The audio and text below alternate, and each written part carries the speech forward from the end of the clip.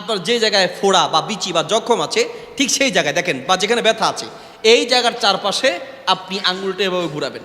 আঙুল ঘুরাবেন আর দোয়াটা বলবেন। কার্যকরী আমল। আমার ঘরের প্রত্যেকটা ছেলে মেয়ে ফোড়া বিচি যাই হয় আলহামদুলিল্লাহ আমাদের মাদ্রাসায় এই আমলটা আমরা নিয়মিত করি এবং এটা অনেক ফল আছে। এবং এটার পক্ষে এই হাদিসটি রয়েছে সহিহ বুখারী মুসলিম সহ অসংখ্য হাদিসের কিতাবে আছে। নবী সাল্লাল্লাহু আলাইহি ওয়াসাল্লামের শিখানো এমন একটি চিকিৎসার কথা বলবো যেটা আমাদের সমাজের অনেকেরই জানা নেই, অথচ হাদিসটি সহিহ বুখারীতে আছে, মুসলিমে আছে, মুসনাদে আহমদে আছে, অসংখ্য হাদিসের কিতাবে যে আমলটি এবং যে চিকিৎসার পদ্ধতিটা আছে।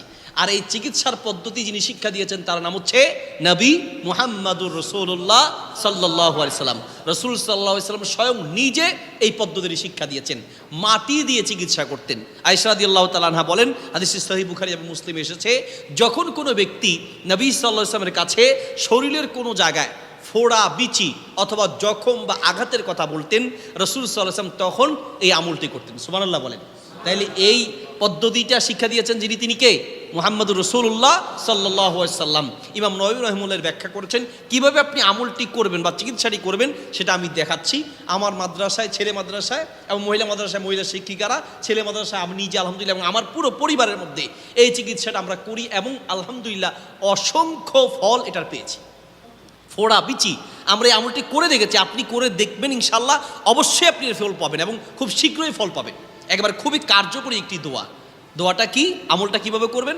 নবী সাল্লাল্লাহু আলাইহি ওয়াসাল্লাম যেভাবে শিখিয়েছেন তা হচ্ছে, আপনি যখন কি কারো হাতে সমস্যা, ধরেন কথার কথা হাতের এক জায়গায় বিচি বা ফোড়া বা এখানে জখম হয়েছে, হাতে না শরীরের যে জায়গায় হোক, আপনি প্রথমে আপনার আঙ্গুলটা মুখে নেবেন, একটু থুতু নেবেন, একটু থুতু নিলাম হালকা নিয়ে আপনি মাটিতে রাখবেন।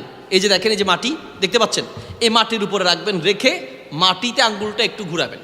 মাটিতে আঙ্গুল ঘোরানোর পরে, যেহেতু মুখ থেকে থুতু নিয়েছেন, আঙ্গুলটা মাটিতে ঘোরানোর পরে আঙ্গুল একটু মাটি লেগেছে, সেই মাটিটা আপনি নিয়ে, মাটি সহ হালকা মাটি নিয়ে আপনার যে জায়গায় ফোড়া বা বিচি বা জখম আছে ঠিক সেই জায়গায় দেখেন, বা যেখানে ব্যথা আছে এই জায়গার চারপাশে আপনি আঙ্গুলটা এভাবে ঘুরাবেন।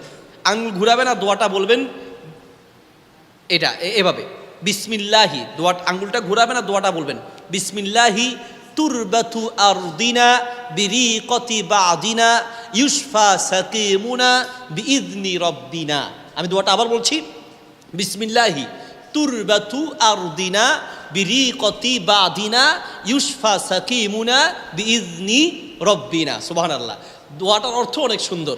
আল্লাহর নামে শুরু করছি, আমাদের এই মাটি দিয়ে, আমাদের কারো কারো কারো মুখের থুতু দিয়ে।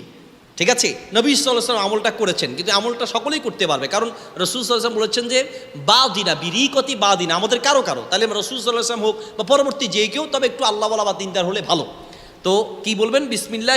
বিসমিল্লাহি তুরবাতু আরদিনা, হে আল্লাহ নামে শুরু করছি, আমাদের মাটি দিয়ে, বিরিকতি বাদিনা, আমাদের কারো মুখের থুতু দিয়ে, ইউশফা সাকিমুনা, আমাদের অসুস্থ ব্যক্তির চিকিৎসা হয়ে যায়, বিইذনি রব্বিনা, আমাদের রবের হুকুমে। সুবহানাল্লাহ। চিকিৎসা হচ্ছে কার মাধ্যমে? রবের হুকুমে। তাহলে